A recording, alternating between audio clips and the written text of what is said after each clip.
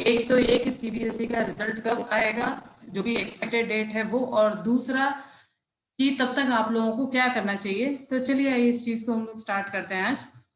तो सबसे पहली चीज जो मैं आपको अपडेट देना चाहती हूँ, पहली बात तो ये कि आज से सीबीएसई की मार्क्स अपलोडिंग वाला जो पोर्टल है वो ओपन हो चुका है। यानी जिन भी टीचर्स ने आप लोगों के या जिन जिन स्कूलों में आप लोगों के मार्क्स फाइनलाइज हो चुके होंगे, वो सारे मार्क्स आज से अपलोड होना शुरू हो गए होंगे। बहुत सारे स्कूलों ने अपलोड कर भी दिए होंगे और बहुत सारे स्कूल अभी भी इस प्रोसेस को चलाए जा रहे होंगे।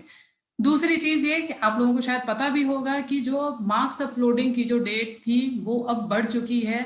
पहले टीचर्स को बोला गया था कि 11 जून तक उनको जितने भी मार्क्स हैं 10th क्लास के वो सारे के सारे अपलोड करने हैं, जबकि अब ये मार्क्स बढ़ करके 30 जून हो चुकी है। तो यही यहाँ पे भी मैं आपको डिस्प्ले करा रही हूँ कि पहले इसी के बेसिस पे हम लोगों ने ये समझ में आया है कि आप लोगों का रिजल्ट की डेट क्या हो सकती है।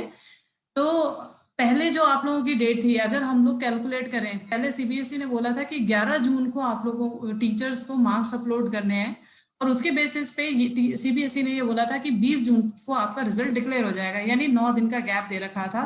उसी के बेसिस पे हम ये एक्सपेक्ट कर रहे हैं। Remember I am saying we are expecting कि 30 जून को अगर टीचर्स को लास्ट डेट दी है, इसका मतलब ये हो गया कि अब आप लोगों का जो रिजल्ट है 9 जुलाई को आएगा।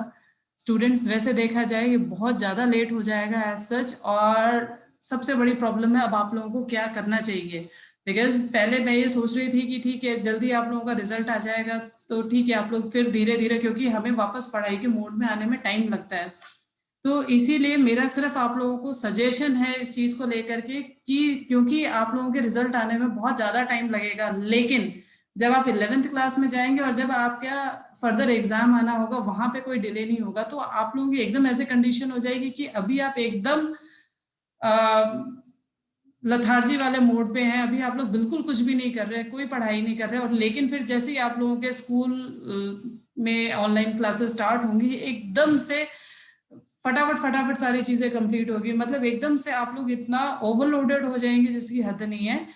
तो और तब आप लोगों को एकदम से प्रेशर, क्योंकि अब आपको आदत ही नहीं है, तो उस समय जब आप प्रेशराइज होंगे तो आप लोगों को समझ में नहीं आएगा हमें कैसे करना है, क्या करना है। एंड सबसे बड़ी बात, जो 11th क्लास की जो स्टडीज हैं that is not same as that of what you have done up to from first till 10th class.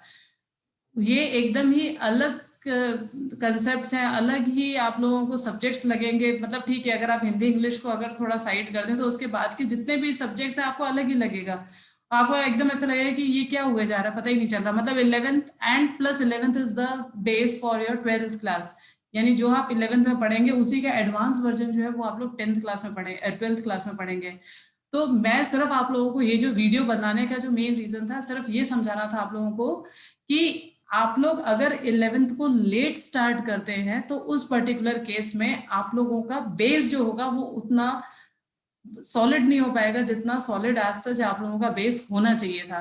तो उसी का इम्पैक्ट आगे जाकर के 12th में आप लोगों को देखने को मिलेगा। फिर बाद में आप लोगों के पास में तो बहुत सारे एक्सक्यूज रह जाएंगे, लेकिन अल्टीमेटली कहीं ना कहीं आप लोगों का ही रिजल्ट जो है वो सफर करेगा। तो सिर्फ मेरा इसीलिए आप लोगों को ये सजेशन है कि आप लोग एज सुन एज पॉसिबल अपना टाइम जो है वो वेस्ट करना छोड़ दीजिए।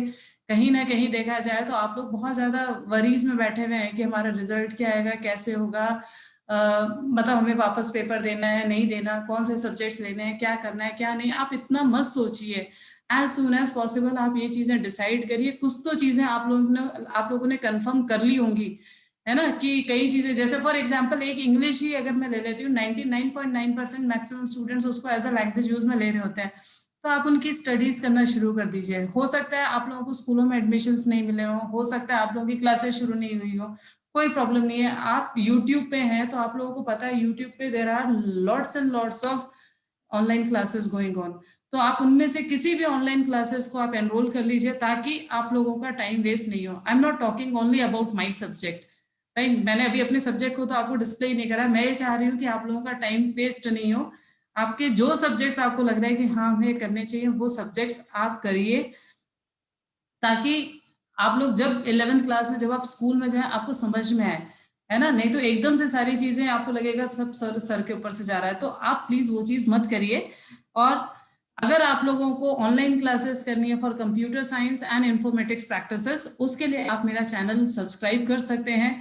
पहले मैंने सोचा था कि मैं थोड़ा सा लेट स्टार्ट करूंगी ये सारे के सारे क्लासेस। द रीजन वाज कि मेरे को लग रहा था कि जितना आप रिजल्ट के क्लोज जाएंगे उस तरह से उतना ही आप फिर मतलब पढ़ने को लेकर के, पढ़ाई को लेकर के थोड़े जागरूक हो जाएंगे। लेकिन अब मैं भी इतना लेट नहीं कर सकती, क्योंकि बहुत सारे बच्चे ऐसे भी होंगे जो कि वेट कर रहे होंगे क्लासेस का। तो I will start my class as soon as possible. इसीलिए आप इस वीडियो को जितना दूसरे बच्चों के साथ में शेयर कर सकते हैं शेयर करिए, आप लोग सब्सक्राइब करिए। और जो जो स्टूडेंट्स जिनको लगता है कि हमें कंप्यूटर साइंस या फिर इंफॉर्मेटिक्स प्रैक्टिसेस लेना है 11th क्लास में, वो यहाँ की क्लासेस ज्वाइन कर सकते हैं। जितने आपके कमेंट्स होंगे आप मुझे बता दीजिए, मैं अपनी तरफ से कोशिश करूंगी कि आपकी मैक्सिमम क्वेरीज को सॉल्व करने की। आई होप आपको मेरा वीडियो पसंद आया होगा। Thank you so much for watching this video and I will see you next time.